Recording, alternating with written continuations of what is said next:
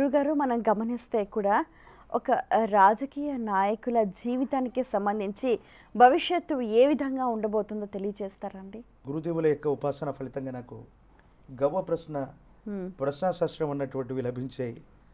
తల్లిదండ్రులు నాకు ఇచ్చినటువంటి ఈ జన్మ చరితార్థమైంది.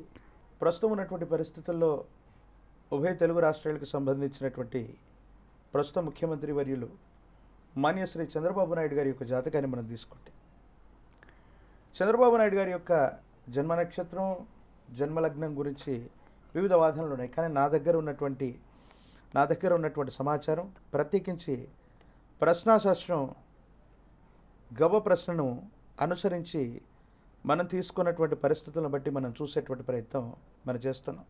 వారికి సంబంధించి కొంతమంది పుష్యమి నక్షత్రం అని, కొంతమంది హస్త నక్షత్రం అని, మీనలగ్నం అని, వృషభ లగ్నం అని చెప్తుంటారు. కానీ నాకున్నటువంటి వివరాల ప్రకారంగా చంద్రబాబు నాయుడు గారి యొక్క జాతకంలో ఒక విశేషవంతమైనటువంటి స్థితి నెలకొన్నటువంటి ఒక అద్భుతమైనటువంటి జాతకం.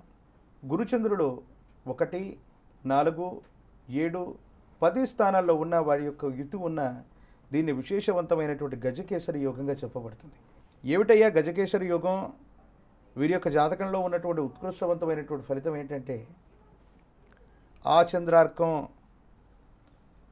కొన్ని వందల సంవత్సరాల పాటు వారి పేరు చిరస్మరణీయంగా ఉండగలిగినటువంటి కొన్ని అద్భుతమైనటువంటి వ్యవస్థలకి, పనులకి శ్రీకారం చుట్టగలిగినటువంటి జాతకం. దీని కారణంగానే ఈ 2024 ఎన్నికల్లో కూటమి ప్రభుత్వం విజయాన్ని సాధించేటువంటి అవకాశం ఉన్నట్టుగా మనం చెప్పటమైంది.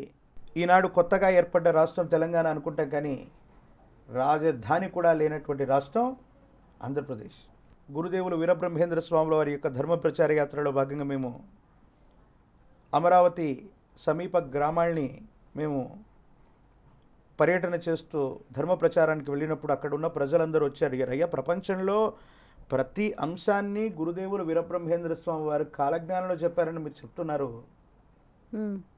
550 రోజులైంది మేము దీక్ష చేస్తున్నాం, వేరే ప్రభుత్వం వచ్చింది, అమరావతి రాజధాని అవుతుందా? వీరబ్రహ్మేంద్ర స్వామి వారి యొక్క కాలజ్ఞానంలో దీని గురించి ఏదైనా చెప్పబడి ఉందా? మేమేమో గత ప్రభుత్వానికి భూములు ఇచ్చేసాం, జీవనాన్ని కోల్పోయి రోడ్డు మీదకి వచ్చాం, మళ్ళీ ఆ ప్రభుత్వం వచ్చే అవకాశం ఉందా? లేదా అమరావతి ఆంధ్రప్రదేశ్కి రాజధాని అయ్యేటువంటి అవకాశం ఉందా? జగద్గురు వీరబ్రహ్మేంద్ర స్వామి వారి యొక్క కాలజ్ఞానాన్ని అనుసరించి బెజవాడతో ఉన్నటువంటి విజయవాడతో కూడిన ఈ సమీప గ్రామాలన్నీ కలిసి గొప్ప నగరంగా నిర్మించబడతాయని గురుదేవుల యొక్క సాంద్ర సింధు వేదం. దీనికి అంకురార్పణ చేసినటువంటి ఫలితంగా మాన్యశ్రీ ప్రస్తుత ముఖ్యమంత్రి వర్యులైనటువంటి చంద్రబాబు నాయుడు గారు, కేంద్రంలో ఉన్నటువంటి ప్రధానమంత్రి వర్యులైనటువంటి శ్రీ నరేంద్ర మోదీ గారు ఈ అద్భుతమైనటువంటి వ్యవస్థకి శంకుస్థాపన చేసి ఉన్నటువంటి స్థితిలో ఉన్న వారిద్దరూ మళ్ళీ ఈనాడు అధికారయుక్తమైనటువంటి పరిస్థితుల్లో ఉన్నారంటే కారణం ఈ చారిత్రాత్మకమైన సంఘటన. అమరావతి లాంటి గొప్ప రాజధాని నగరం, విశ్వ నగరాన్ని నిర్మించడంతో పాటు ఆంధ్రప్రదేశ్కి సంబంధించినటువంటి ఒక కొత్త రాజధాని వ్యవస్థకి వ్యవస్థీకృతం చేసి ప్రపంచంతో అనుసంధానం చేసే గొప్ప వ్యవస్థకి వారు శ్రీకారం చుట్టేటువంటి అవకాశం ఉంది. కాకపోతే వారి యొక్క ఆరోగ్యపరమైనటువంటి అంశాల గురించి గోచారవశాత్తు ఉన్నటువంటి స్థితిగతులను అనుసరించి ఒక వ్యక్తి జన్మించినటువంటి ఖచ్చితమైన సమయాన్ని లగ్నం అంటాం. లగ్నం నుండి ద్వితీయ సప్తమ స్థానాల్లో ఉన్నటువంటి వాటిని మారక గ్రహాలు అంటారు.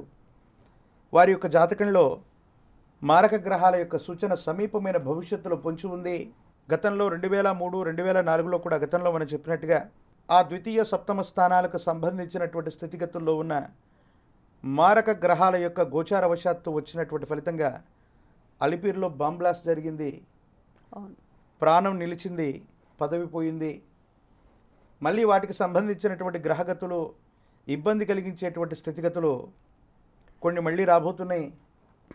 2027 డిసెంబర్, 2028 ఫిబ్రవరి, మార్చి మధ్యలో ఇటువంటి కొన్ని ఇబ్బంది కలిగించేటువంటి గ్రహగతులకు సంబంధించినటువంటి సూచనలు మాన్యశ్రీ ముఖ్యమంత్రి వర్యులు శ్రీ నారా చంద్రబాబు నాయుడు గారి యొక్క జాతకంలో సమీపమైన భవిష్యత్తులో రాబోతున్నాయి. ఈనాడు ఉభయ తెలుగు రాష్ట్రాల్లో సైబర్ సిటీ, సైబరాబాద్ ఈ పేర్లను పిలుస్తున్నామంటే వ్యవస్థీకృతం చేసినటువంటి గొప్ప కర్మయోగి చంద్రబాబు నాయుడు గారు ఈనాడు ఇంత పెద్ద వ్యవస్థలు ప్రపంచంతో అనుసంధానమవుతూ ఇంత సాఫ్ట్వేర్ సిటీలుగా ఉన్నాయంటే వాటికి కారణం వారు సమీపమైన భవిష్యత్తులో వారి ఆరోగ్యపరమైనటువంటి అంశాలను అనుసరించి అతి ప్రాచీనమైనటువంటి విధి విధానంలో తాంత్రిక విధానంలో గణపతి తంత్రం చెప్పబడ్డది. కేతు సంబంధమైనటువంటి స్థితిక పరిహారాన్ని ఆచరించిన గణపతి తంత్రాన్ని తాంత్రిక విధానంలో చేయించిన ఉపశమనం లభించేటువంటి అవకాశం ఉంది. వారు ఈ 5 ఏళ్ల పాటు సుభిక్షంగా రాష్ట్రాన్ని పరిపాలన చేయాలి. ఈ వచ్చినటువంటి వరదలు విపత్కరమైన పరిస్థితులను కూడా చాలా ధీటుగా ఎదుర్కొని ప్రజలకు వారు సేవ చేస్తున్నారు. వారి నేతృత్వంలో ఉన్నటువంటి ఈ వ్యవస్థ కొన్ని విపక్షాలతో కూడినటువంటి ఈ కూటమి ప్రభుత్వం 5 ఏళ్ల పాటు నిలకడగా పరిపాలన చేయాలని నేను కోరుకుంటున్నాను. కానీ 2027 డిసెంబర్ 2028 ఫిబ్రవరి మార్చి కట్టు ఇటుగా వారి యొక్క జాతకంలో ఆరోగ్యపరమైనటువంటి అంశాల పట్ల తస్మాత్ జాగ్రత్తగా ఉండటం మంచిది. మిగతా విషయాల్లో అనుకూలవంతమైనటువంటి స్థితిగతులే ఉన్నాయి. చాలా ఉత్కృష్టవంతమైనటువంటి గజకేసరి యోగం ఉన్నటువంటి యోగం చంద్రబాబు నాయుడు గారిది 29 రాష్ట్రాల్లో ఉన్న ముఖ్యమంత్రులు అవ్వచ్చు, ప్రధానమంత్రి గారితో సహా ఎవరికీ లేనటువంటి యోగదాయకమైనటువంటి స్థితిగతులు వారి యొక్క జాతకంలో ఉండటం వల్లే మళ్ళీ ముఖ్యమంత్రులు అయ్యారు. ప్రత్యేకించి అమరావతి రాజధాని నగరాన్ని వారు ఖచ్చితంగా నిర్మించేటువంటి అవకాశం వారి యొక్క జాతకంలో ఉంది. చాలా సంతోషం అండి. మీ అమూల్యమైన సమయాన్ని కేటాయించి ఎన్నో విషయాలను వివరంగా మా అందరికీ తెలియజేసినందుకు ధన్యవాదాలు. జై వీరబ్రహ్మ, జై గోవిందబాంబ, జై సంతోషం. తెలుసుకున్నారు కదండి, కాలం ఎంత విలువైందో. కాలానికి తగ్గట్టుగా మన దినచర్యని అలాగే మన మనుగడను సాగించాలి. భూత భవిష్యత్ వర్తమానం గురించి తెలుసుకోవటం ఎంతైనా అవసరం. మరో కార్యక్రమంలో మళ్ళీ కలుసుకుందాం. అంతవరకు సెలవు. నమస్కారం.